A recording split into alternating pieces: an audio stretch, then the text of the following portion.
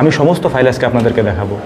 আমি আসলে কথা বলতে পারতেছি না, আমার শরীর কাঁপতেছে, আমি অসুস্থ, তারপরেও বলতে হচ্ছে। আমি কেমনে আপনাদেরকে বোঝাবো, কেমনে বললে বুঝবেন?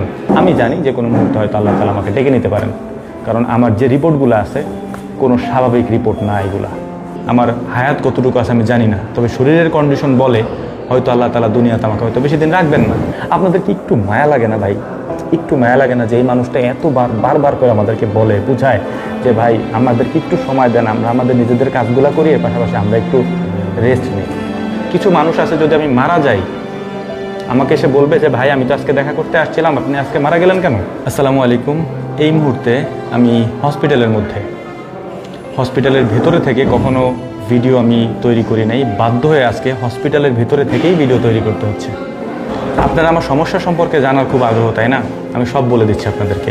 আমার হার্টের সমস্যা, আমার লিভারের সমস্যা, আমার ব্রেনের সমস্যা, আমার হাতে সমস্যা, প্যারালাইজড, এক হাত ঠিকমতো কাজ করে না, এভাবে যদি আমি ধরে রাখি এটা ব্যালেন্স ঠিক থাকে না। আরও কত যে সমস্যা আছে সেগুলো আমি আপনাদেরকে না বলি, কারণ সমস্যার কথা বলতে ভাই ভালো লাগে না। সামনাসামনি যেটা দেখেন এটা করতে হয় শুধুমাত্র আমাদের একটা ব্যবসা চলে যেটা অনলাইন ভিত্তিক, যেটার জন্য আমাকে ভিডিও করতে হয়, না হলে আমার পরিবার আমাকে জীবনেও কোনো দিন ভিডিও করতে দিত না। এই যে পরিমাণ মানুষের চাপ, এত মানুষ আসতেছে, আমি জানি আমার এই ভিডিওতে কিচ্ছু যায় আসে না। কিছু মানুষ আছে যদি আমি মারা যাই আমাকে এসে বলবে যে ভাই আমি তো আজকে দেখা করতে আসছিলাম, আপনি আজকে মারা গেলেন কেন? আপনি তো কালকেও মারা যেতে পারতেন। ওয়াল্লাহি, আল্লাহর কসম করে বলতেছি ভাই, এরকম মানুষও আসে আমাদের এখানে। তো আমি তো আমার শরীরের কন্ডিশন সম্পর্কে জানি, আমার হায়াত কতটুকু আছে আমি জানি না, তবে শরীরের কন্ডিশন বলে হয়তো আল্লাহ তাআলা দুনিয়াতে আমাকে হয়তো বেশি দিন রাখবেন না। এ কারণে আমি আমার নিজের শরীরের শারীরিক কন্ডিশনের কথা চিন্তা করে জনকল্যাণমূলক কাজ যতটুকু পারি আমার এলাকায় হোক গ্রামে হোক সেগুলি করা শুরু করেছি। কারণ আমার মৃত্যুর পর আমার উপার্জিত টাকা দিয়ে কেউ এই কাজ করবে না। তা আমি নিজেই সেই কাজগুলি করার জন্য বেশ কয়েকটা প্রজেক্ট হাতে নিয়েছি, আমি ওই কাজগুলো করার চেষ্টা করতেছি, কারণ আমি মারা যাওয়ার পর সাদগায়ে জারি হিসেবে ওই কাজগুলো থাকবে। আমি এত বড় বড় সিদ্ধান্তগুলো নিয়েছি নিজের জন্যে যে আমি কতদিন বাঁচি আমি জানি না। তো আমাকে আমার আখের গোছানো দরকার, পরবর্তী জীবনের জন্য আমাকে কিছু করতে হবে। সেই বিষয়গুলোর জন্যই মূলত হচ্ছে যে আমি আমার অনলাইন ভিত্তিক কাজগুলো কমিয়ে দিয়ে আমি হচ্ছে যে সামাজিক কাজগুলো করার চেষ্টা করছি। খামারের ভিডিওগুলো আমি কম দিই, এটা আপনারা জানেন। আর আমি আবারও বলতেছি, শুধুমাত্র অনলাইন বিজনেস করার কারণে আমাদেরকে ভিডিও দিতে হয়, না হলে আমার পরিবার আমাকে জীবনেও ভিডিও করতে দিত না। কারণ এত মানুষের চাপ প্রতিদিন, মানে আপনি গুইনে সারতে পারবেন না। আমরা তো শুক্রবারে একবার বলছিলাম যে শুক্রবারে আসেন, কিন্তু শুক্রবার তো দূরের কথা ভাই, প্রতিদিন কেউ যদি মনে করেন হাইটাও বাড়ির পাশ দিয়ে যাইতেছে তো ঢুকে যেতেছে বাড়ির ভিতরে, ভাই আপনার সাথে একটু দেখা করতে আসলাম, একটা ছবি তুলতে আসছি। বাঁচতে দেন ভাই, আল্লাহর ওয়াস্তে একটু বাঁচি, সুস্থ হই, তারপরে আসেন। আমি আপনাদেরকে একটু দেখাই, এদিকে আসো। এইটা আমার এমআরআই রিপোর্ট, এইটা এমআরআই রিপোর্ট, সিটি স্ক্যানের রিপোর্ট, ব্রেনের সমস্যা।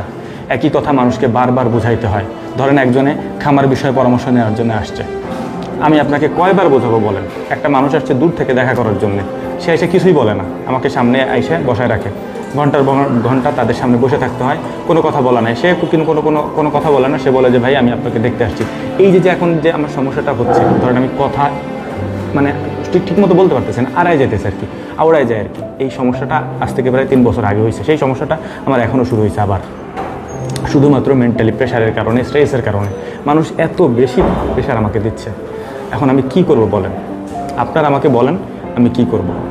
আমি বিজনেসটা বন্ধ করতে পারতেছি না বা ভিডিও বন্ধ করতে পারতেছি না, শুধুমাত্র আমাদের আন্ডারে এতগুলো মানুষ কাজ করে, এতগুলো মানুষের পরিবার কাজ করে, সেই জন্য আমার দায়বদ্ধতা থেকে। নাহলে ভাই আমি আমার পরিবারের একমাত্র সন্তান, কোনো মা কোনো বাবা চাইবে না তার সন্তানটা দিন দিন এইভাবে মৃত্যুর দিকে ঝুঁকে যাক। আমি এত কষ্ট করে এই পর্যন্ত আসছি, কিন্তু আমার আমার শারীরিক কন্ডিশনের অবস্থা সম্পর্কে জানলে আপনি চোখে পানি রাখতে পারবেন। আমার লিভারের প্রবলেম, আমার হার্টের সমস্যা। এই সমস্যাগুলো ছোট ছোট সমস্যা না। আপনার কাছে মনে হতে পারে যে এই সমস্যা হচ্ছে তো ছোটো ছোটো সমস্যা হতে পারে, বা এগুলো ছোট ছোট সমস্যা না, এগুলো বড় বড় একটা সমস্যা, যে কারণে আমাকে দেশ বিদেশ ঘুরে বেড়াইতে হয়েছে ডাক্তারের কাছে। আজকে এই ডাক্তার, কালকে ওই ডাক্তার, আজকে এই হসপিটাল, কালকে ওই হসপিটাল। আপনাদের কি একটু মায়া লাগে না ভাই? একটু মায়া লাগে না যে এই মানুষটা বারবার করে আমাদেরকে বলে বুঝায় যে ভাই আমাদেরকে একটু সময় দেন, আমরা আমাদের নিজেদের কাজগুলো করি, এর পাশাপাশি আমরা একটু রেস্ট নিই? বলেন, আপনাদের কি একটু মায়া লাগে না যে না যায় এদের বাড়িতে, এদেরকে একটু থাকতে দেয়, 2 মাস একটু আলাদা থাকুক, এরা নিরিবিলি থাকুক? যাই হোক, আমি কথা বাড়াইতে চাচ্ছি না, এটা হসপিটাল, আমি আস্তে আস্তে কথা বলতেছি। এখানে প্রত্যেকটা মানে ওয়ার্ডে ডাক্তাররা আছেন, আমি অনুমতি নিয়ে নিছি কথা বলার জন্য এখানে, কারণ আমি এখন এখানে কথা বলতেছি, আনিস ভাই ওইখান থেকে কন্ট্রোল করতেছে বাড়িতে। যে লোক আসছে তাদেরকে বিদায় দেওয়ার জন্য, বা আমাদের ওখানে যারা কাজ করে তাদেরকে বলতেছে যে সুন্দর মতো গাড়িতে উঠাই দিয়ে আসো। আমরা কি করব বলেন, আমাদের কি করার আছে? যাই হোক, আমি জীবনে কোনোদিন আপনাদের কাছে আবদার করি নাই, আজকে একটা আবদার করতেছি। আমার এই আবদারটা রাখতে হবে, যারা আমাকে ভালোবাসেন আমার এই আবদার রাখতে হবে। আমার এই আবদারটা হলো, আমার এই আজকের ভিডিওটা অন্ততপক্ষে আপনারা শেয়ার করে মানুষের কাছে একটু ছড়াই দিবেন, যেন মানুষ জানতে পারে যে ওনাদের বাড়িতে আপাতত যাওয়াটা ঠিক না। কারণ এই মানুষটাকে একটু সুস্থ হইতে দিই। দেখেন, আমি আপনাদের সবার সাথে দেখা করব, প্রয়োজনে আমার খামার থেকে গরু জবে করে, ছাগল জবে করে দাওয়াত করে আপনাদেরকে খাওয়াবো। প্লিজ আমাকে একটু সুস্থ হওয়ার সুযোগ দেন ভাই। আমি আর এই মেন্টাল প্রেশার নিতে পারতেছি না, আমি এই ট্রমা, এই স্ট্রেস আমি নিতে পারতেছি না ভাই। আমার শরীরের সমস্যা, ব্রেনের সমস্যা, হার্টের সমস্যা, লিভারের সমস্যা, আমি কেমনে চলবো বলেন? হাতে সমস্যা, আমি হাত দিয়ে কাজ করতে পারি না ঠিক মতো। এক্সারসাইজ করতেছি, রাত 11টার সময় মানুষ চলে আসছে যে ভাই দেখা করতে আসেন। এক্সারসাইজ বন্ধ করে দিয়ে আমি চলে গেছি তাদের সাথে দেখা করার জন্য। আর আমার মধ্যে এই জিনিসটাও কাজ করে না যে একজন মানুষ বাড়িতে আসছে, আমি দেখা করবো না, ঘরের মধ্যে শুয়ে থাকবো, বসে থাকবো। আসে না এটা, মনে হয় যে মিথ্যা কথা বললে আল্লাহর কাছে দায়ী থাকতে হবে। দেখেন, আমি আমার জায়গা থেকে সব কিছু আপনাদের কাছে বলে দিলাম। তারপরেও লাস্ট একটা কথা বলি, এটা লিস্টের বাইরে। যেসব পরিবার, গার্ডিয়ানরা অতি উৎসাহী হয়ে আমার প্রতি আগ্রহ দেখান, আমি আশা করি বুঝতে পারছেন, বা যেসব ব্যক্তিরা, আমি আশা করি এটাও বুঝতে পারছেন, অতিরিক্ত ইন্টারেস্ট দেখান আমার ব্যাপারে। ভাই, আমি কয়দিন বাঁচবো এটারই কোনো গ্যারান্টি নেই। আমি জানি কারোরই গ্যারান্টি নেই, তবে আমি আমার নিজের শরীর সম্পর্কে জানি। আমি ইদানিং যে সামাজিক কাজগুলো করি, আমি জানি যে কোনো মুহূর্তে হয়তো আল্লাহ তাআলা আমাকে ডেকে নিতে পারেন। কারণ আমার যে রিপোর্টগুলো আছে কোনো স্বাভাবিক রিপোর্ট না এগুলা, ঠিক আছে? কারণ আমি আমার রিপোর্ট সব কিছু, আমি সাহসী মানুষ, সব ডাক্তারের সাথে আমি নিজেই কথা বলি। আমি বলি আমাকে বলেন কি হিসাবে, তারা আমাকে বলে, যখন বলে তখন আমি বুঝি হয়তো এই দুনিয়ায় বেশি দিন আমার থাকা হবে না।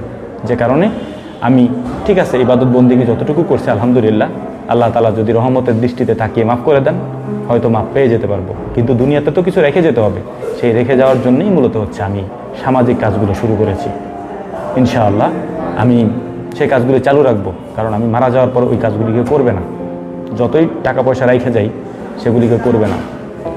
আর আরেকটা বিষয় হচ্ছে যে দেখেন, আমি আপনাদের কাছে কোনো আবদার করি না। আমি বলি না যে আমার টাকা দেন, পয়সা দেন, তারপর হচ্ছে যে আমার চিকিৎসা করে দেন, কিচ্ছুই বলি না।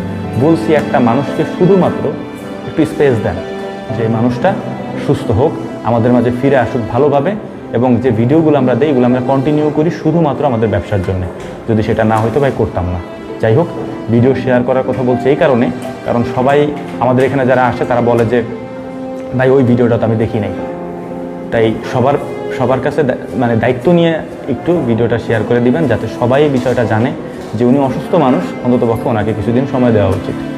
আমি আপনাদের কাছ থেকে সময় চেয়ে নিচ্ছি এবং আল্লাহ তাআলার কাছে ক্ষমা চেয়ে নিচ্ছি। আমার কথায় যদি আপনারা কষ্ট পেয়ে থাকেন, আমাকে ক্ষমা সুন্দর দৃষ্টিতে দেখবেন। এর পাশাপাশি আপনাদের কাছে আবদার থাকবে আমার জন্যে, কারণ মনে যদি কোনো কষ্ট থাকে সেটা মাফ করে দিবেন। কারণ হায়াত মৌতের কথা বলা যায় না, আজকে রিপোর্টের পরে হয়তো সুযোগ আমার কাছে আর নাও আসতে পারে আপনাদের কাছে ক্ষমা চাওয়ার। তো আপনারা আমাকে ক্ষমা করে দিবেন, ক্ষমা সুন্দর দৃষ্টিতে দেখবেন। আমি যদি কারোর সাথে খারাপ ব্যবহার করি সেগুলো ক্ষমা করে দিবেন। আমি সারা বাংলাদেশে যত মানুষ আমাদের ভিডিও দেখেন আমি সবাইকে অনুরোধ করব। এর পাশাপাশি এটাও আল্লাহর কাছে দোয়া করি, আল্লাহ তাআলা আমাদেরকে শেফায়ে আজেলা, শেফায়ে আমেলা দান করুন। আর দুনিয়া থেকে কবে চলে যায় জানি না, কাউকে কষ্ট দিয়ে থাকলে ক্ষমা করবেন। আসসালামু আলাইকুম ওয়া রাহমাতুল্লাহ।